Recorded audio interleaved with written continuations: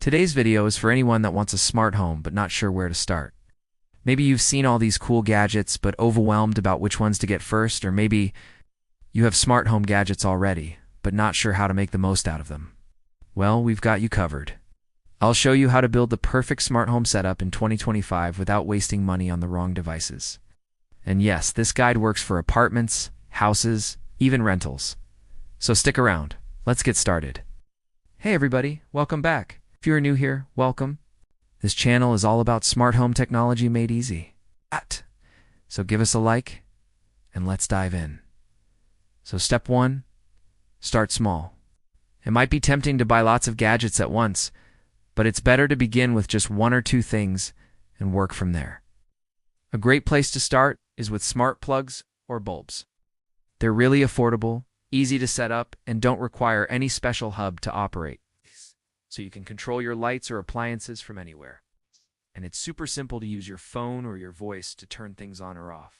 Plus, they're also a fantastic way to make your home more energy efficient. For example, you could automatically turn off lamps when you leave a room, or turn on your coffee maker in the morning before you get up. Not only that, but smart plugs can help you save money on your energy bills by making sure that things like lamps or other electronics are turned off when you're not using them. Plus, you can control them from anywhere, so you won't have to worry about leaving something on accidentally. Step 2, add security basics. Once you've got your smart plugs or bulbs up and running, it's time to think about security. Smart locks, video doorbells, and cameras are a great way to keep an eye on things while you're away. Again, let's start with something budget-friendly. There are lots of great options out there that cost less than $100. So do some research and find something that fits your needs and your budget. Once you've got your new lock installed, you can control who has access to your home from your phone. You can also use a video doorbell or camera to see who's at the door, even if you're not home. Plus, you can get notifications sent to your phone if someone tries to break in. All of this will give you peace of mind knowing that your home is safe and secure. Now, I know you want to start automating your home right away, but we have to take it one step at a time. Step 3, climate comfort. Alright, now that you've got the basics covered, it's time to think about climate comfort. A smart thermostat is a great way to save money on energy bills while keeping your home at the perfect temperature. Imagine coming home to a perfectly heated or cooled house every day.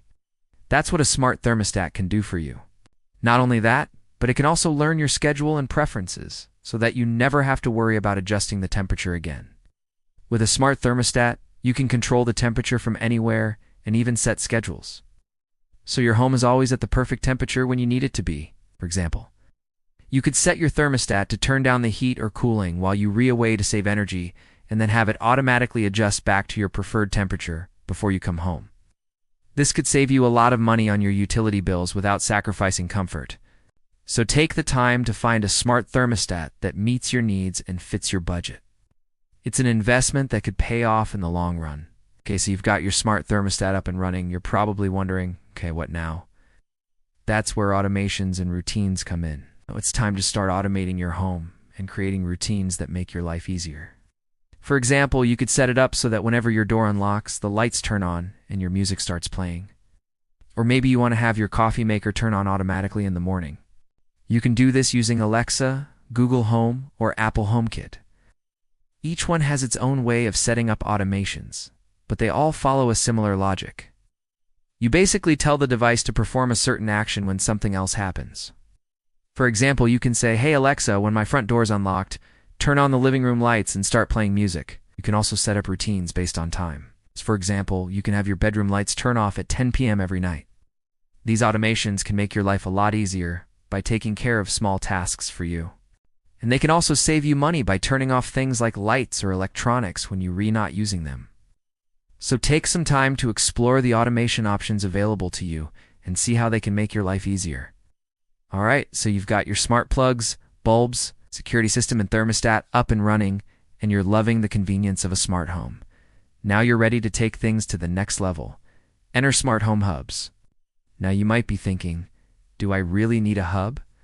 Well, the short answer is, it depends. If you're just starting out with smart home gadgets, you probably don't need a hub. But as you add more devices to your home, a hub can start to make sense. Think of a hub as kind of like a quarterback for your smart home. It helps all your devices communicate with each other and makes it easier to control them with your phone or your voice.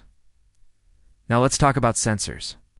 Sensors are another great addition to any smart home. So they can help you automate your home even further and make your life even easier. For example, motion sensors can turn on the lights when you enter a room and turn them off when you leave. You can also use temperature and humidity sensors to control your thermostat and make sure your home is always at the perfect comfort level. Door and window sensors can alert you if someone tries to break in, or if a door or window is left open accidentally. Plus, you can use smart plugs with certain sensors to automate your appliances. For example, you could use a moisture sensor to turn on a dehumidifier when it starts to get too humid in a certain room. The possibilities are really endless with sensors. So have fun experimenting and see what works best for you and your home. Lastly, let's talk about some of the fun gadgets you can add to your smart home. These can range from things like robot vacuums to smart kitchen appliances to voice assistants. Robot vacuums can help keep your floors clean without you having to lift a finger. Smart kitchen appliances can make cooking and baking easier and more precise. And voice assistants can help you control your home and make your life easier with just your voice. Of course, you don't need any of these gadgets to have a smart home, but they can be a great addition if you're looking to take things to the next level. So take your time, do your research, and decide which gadgets would work best for you and your lifestyle. Alright, so you've got all of these cool gadgets in your home, and you're wondering how to make the most out of them. Well, it's time to take your smart home to the next level with some pro tips. First, let's talk about app integration. Most smart home gadgets come with their own apps, but wouldn't it be nice if you could control everything from one place? That's where app integration comes in. Many smart home platforms allow you to connect different apps so that you can control all your devices in one place. For example, you can connect your smart thermostat, smart lights, and smart plugs all to one app so that you can control them all from your phone. Not only does this make it easier to control your devices, but it also makes it easier to automate them. With app integration, you can create powerful automations that connect multiple devices and make your life even easier. For example, you can create an automation that turns off all your lights and locks your doors when you leave the house. Just imagine the possibilities. Speaking of automations, let's talk about triggers. Triggers are what kick off an automation. They can be things like a button press, a voice command, or even a scheduled time. Triggers are really powerful because they allow you to create automations that happen automatically. For example, you can set up a trigger that turns on your coffee maker every morning at 7 a.m. Or maybe you want to have your lights turn on when you enter a room. Triggers can make your life easier by automating those little things that you do every day. Lastly, let's talk about the cloud. The cloud can seem like a complicated thing, but it doesn't have to be. Basically, the cloud allows you to access your smart home devices from anywhere. It also allows for remote access. Or if you're away from home, you can still control your devices. For example, you can use your phone to check your front door camera, even if you're on the other side of the country. The cloud also allows for remote access, so if you're away from home, you can still control your devices. For example, you can use your phone to check your front door camera, even if you're on the other side of the country. Alright, so there you have it.